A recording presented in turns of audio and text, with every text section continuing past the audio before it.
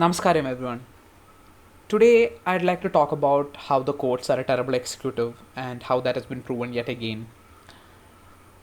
Before I start, one of the first things that I'd like to give some context to is the fact that we have something called separation of powers.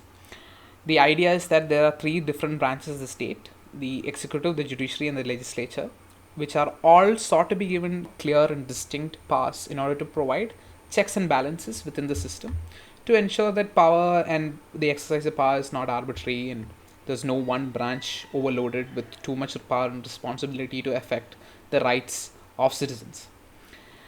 Of course, this is a hard task to achieve, and the idea of a completely separate executive, judiciary, and legislature functioning on its own domain is quite fanciful. Even in a constitutional republic like the United States, it has been only achieved to a certain degree. The United States is, of course, the best example for such a clear and distinct separation of powers. In India, of course, the legislature and the executive have interoperative capabilities, as the party that controls, or the political party that controls the legislature obviously controls the executive as well. However, there is still, to an extent, the idea of separation of powers, though implemented in a different way. In any case, there is some overlap, obviously, between executive and legislative functions, more than any other overlap, which is why, in many cases, you see them acting together in coordination. Even in a republic like the United States, you see them acting together. While in India, obviously, the coordination, the ability to coordinate is higher because the legislature and the executive are, in many cases, coordinated through the same political nexus. Now, coming to the issue of the judiciary is slightly considered more separate and more distinct in what its ability is and what its responsibilities are, and yet there is, of course, still an amount of grey in it as to what powers the judiciary wields can be considered executive or can be considered legislative as well, because obviously there's this idea of judge made law, and a lot of directions that the Supreme Court is being regularly tasked with have a form of executive action as well. However, there are gray areas, and then there are areas of clear overreach. In the case of the Republic of India, the word overreach is a long forgotten view in the side mirror. The judiciary in India wields way more power than the parliament or the president or the prime minister, in some cases, more power than all three combined.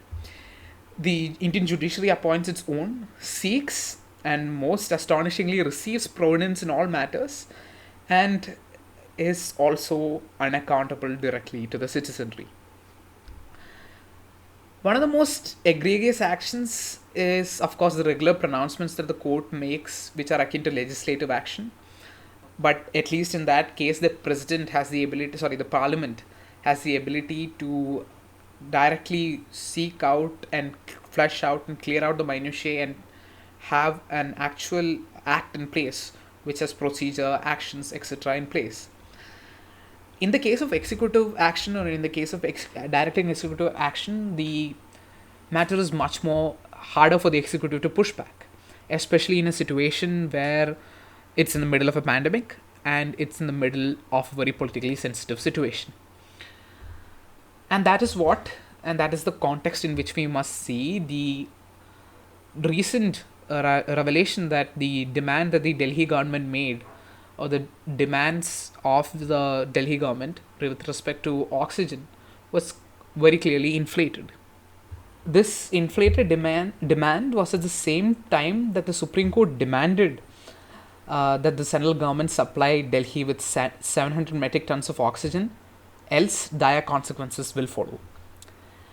Considering that the demands of the Delhi government was based on a rather erroneous estimation, and that the actions of the Delhi government prolonged turnaround times for containers and disrupted the entire supply chain for oxygen, it seems quite imprudent that such claims by the Delhi government then were enforced through judicial fiat during the throngs of a pandemic.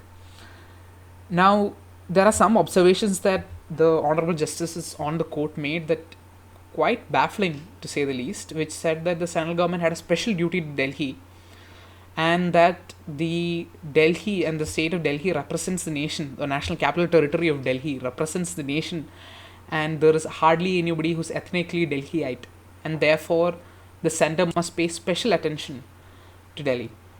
uh, which sound rather baffling to me, but I leave it at that.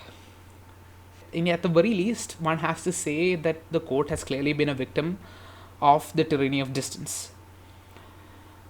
Forgetting the blatant bias to Delhi at the cost of the states, the most basic issue here is that the judiciary is thoroughly unfit to undertake a day to day review of executive action and supervise the same. The court's purpose is not to undertake such action but to apply the law and settle disputes, and to check the check the legitimacy of executive action as against the law, or any action as against the law. Our courts seem to be not bothered by such earthly or even constitutional constraints. The courts will, in all likelihood, take credit for the interim report, since it was a committee that it constituted that came out with this information. The judiciary's self righteousness in dealing with these issues has doubtlessly increased the distrust of the institution in the masses. This issue, like many others in the past, is just another that can be produced when we talk about judicial overreach. India, in many ways, is a critarchy or a nation ruled by judges. There is no other branch that holds so much amount of power and has the power of finality. The finality in its verdict and its matters should mean a more responsible handling of the awesome power that it wields. But our courts do not care for such restraints, and they seek regularly to create, administer, and modify executive policy, direct executive action, legislate by order and direction, and after all of this,